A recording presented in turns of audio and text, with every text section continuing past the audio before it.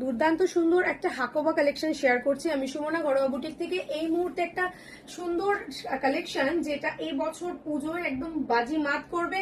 আর এটা রয়েছে একদম কটন মলমল কালেকশনের উপরে, ফুল লেন্থের এটার মধ্যে ইনার থাকছে, সাথে থাকছে হাকোবার এই সুন্দর একটা পাঞ্জাবি কাটিং স্টাইল, এটার সঙ্গে হাতায় থাকছে ডিজাইন।